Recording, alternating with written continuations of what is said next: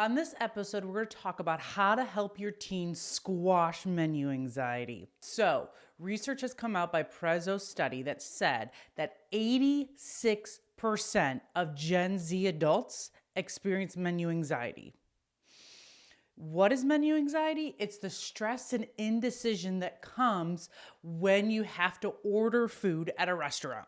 Now, I know there's probably some of you out there that are like hoping that I'm just going to like destroy Gen Z and oh my God, how can they be anxious about ordering from a menu? But no, this is actually going to be the complete opposite because here's the thing. It's not Gen Z's fault that they have menu anxiety. But if 86% of them are experiencing this form of anxiety, well, then let's create a video to actually help them and to prevent it from happening. All right, so first, let's talk about why is it happening so we can develop an understanding so that some people aren't so like about Gen Z having menu anxiety. So I think there's a few reasons why they developed it. I think the first one is they haven't had to order at restaurants. One, there's helicopter parents, and a lot of the time, helicopter parents are not going to require their child to order at a restaurant. They're just going to do it for them because it can be uncomfortable. I once had a client who was 16 years old. 16 years old, y'all, and she had never ordered her own food or drink at a restaurant. Can you imagine that? Whew, so they don't have the experience because it's super uncomfortable to watch your child suffer. And so helicopter parents are just going to come in and they're going to swoop in and they're going to save their child from that temporary discomfort, which without thinking about the effect that it's going to have down the road.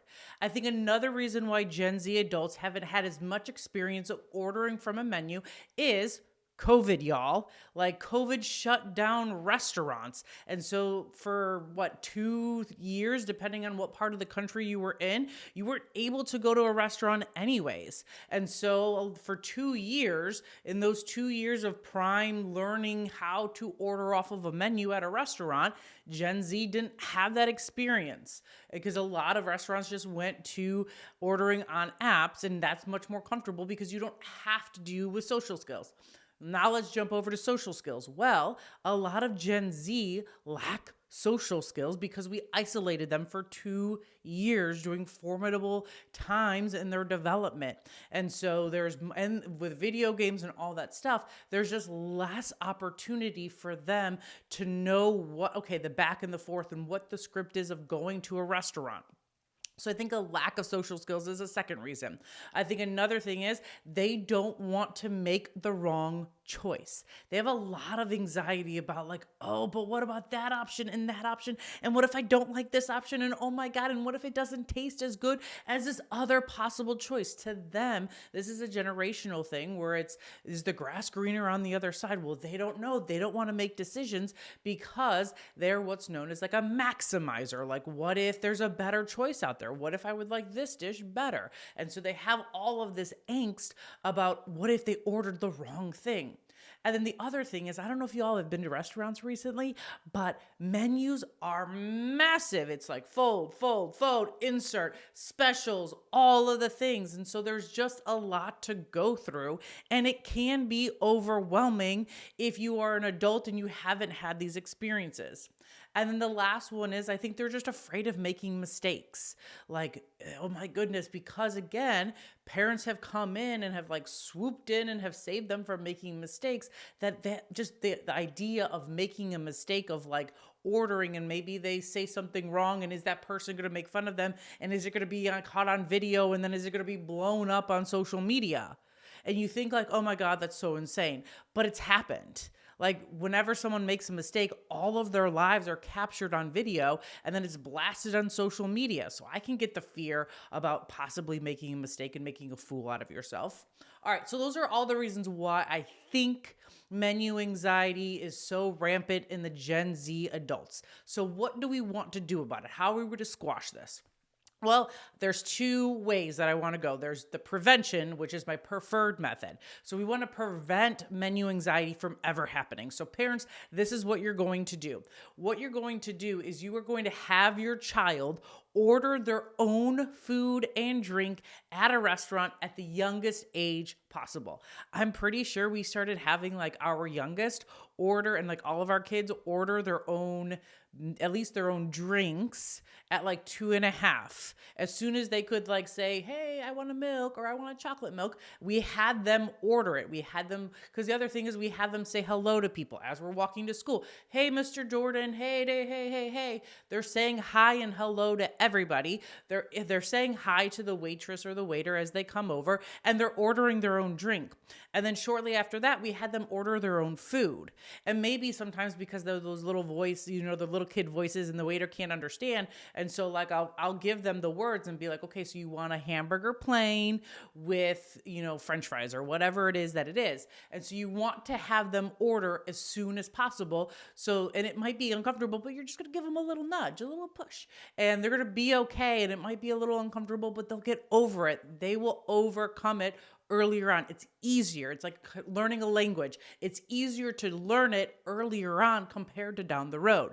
Now, the other thing is scaffolding. So we're going to start, like I said, with this is going to help with the just the sheer amount of stuff that's on the menu.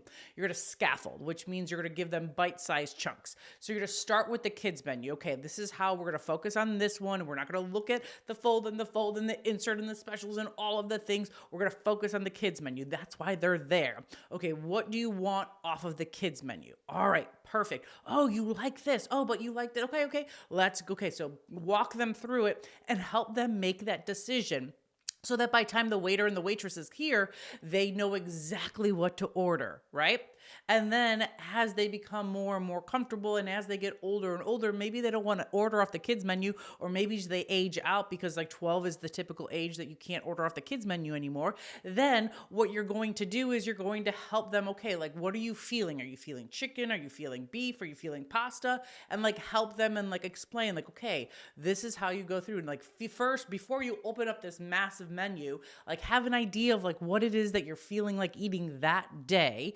And then you can go to that section. And then maybe there's some other things. And then you're like doing the whole thing of like, do I want lasagna or do I want, chicken marsala, something like that. And so scaffold them. Now that's the prevention piece. The other piece is the treatment piece. So your child, your teen is already experiencing menu anxiety. Actually, when I first heard about menu anxiety that day, my very first client started telling me about how their friend's daughter, who they took out to a restaurant, and then their daughter too, both were having menu anxiety. And the dad was like, oh my God, like what is this? Just order off the menu. I get it. So this is what I want you to do. The first thing is you're going to kind of probably prompt them with one of my favorite questions. What's the worst that can happen? Like, so this is like as you're driving to the restaurant, you're like, what's the worst that can happen? Well, what are the odds that that's going to happen? And like, would the waitress really like laugh at you and like post all of this on social media? Probably not, because they can get fired and they want to be able to make money. So that's the first tip in regards to treatment, is what's the worst thing that can happen? Then you're going to tell them, you're going to show them, and you're going to do it. So that's one of my favorite ways to teach kids how to do things, or teens how to do things. You tell them, you show them, and then you have them do it, and you give them feedback on it. And then what you're going to do, so you're probably going to do that before, as you're going to the restaurant. And then you're going to get into exposure, or that's my favorite word, or one of my favorite words, but you're going to face your fears. Okay, we're going to do this. We're going to make it happen. What's the worst that can happen? You know exactly what you're doing. You got this. I'm going to be right next to you. We can do it. If you want to hold my hand because that reduces anxiety and makes you get over that hump, well, then by all means, hold my hand, whatever it is. Or you're going to smile at them, those kind of things. And you're going to have them order their own thing. And then you're going to reassure them everything is going to be okay. And you're going to reassure them, because going back to like, what if I don't like it? Well, if you don't like it, you can send it back, you can ask for something different, or the other thing is it's only one meal. You'll be okay for one meal. And you could also possibly have some of mine and you can taste. That's another great tip, is share off of, so that they know, like, ooh, I don't really like what I ordered. It's okay, but yours is so much better. I'm going to get that next time. It's called social referencing. So we're going to look to trusted people, our attachment figures, to make sure that situations that are uncomfortable are okay. And so we're to look at and be like, when we're unsure of stuff, we're to look at our parents that we are the attachment figure, and we're going to be like, okay, good. They like it. Okay, let me taste it. And so have them taste it, and then maybe they know what's the next thing they're going to get the next time you go. And then once they do it, you're going to praise the hell out of them because they did it. And again, you might be like that. That dad and be like, oh my God, what is this? But it doesn't matter. If they have it, well, then let's get them over the hump, because again, there's probably something going on that caused them to have it. And let's not tell them that they're broken and they're messed up and all of the things, but let's help them get through it, because the vast majority of anxiety, we can navigate through. We can overcome it. I've seen it so many times in my practice. So that's how we're going to squash your teens' menu anxiety. We're going to try to first prevent it by having your children order as early as you can. You're going to scaffold them, like give them little bite-sized, chunks that they can handle. And then if they already have it, if your teen already has it, you're going to ask them the question, what's the worst that can happen? You're going to tell them, you're going to show them, you're going to do it. You're going to go and do it, and then you're going to reassure them, and then you're going to praise the hell out of them. And that's how we're going to squash menu anxiety. And by doing this is one less anxiety Gen Z adults are going to experience, or they're going to get over it, and it's going to be glorious, and it's going to be awesome. And this is how we're going to throat punch the Gen Z mental health crisis.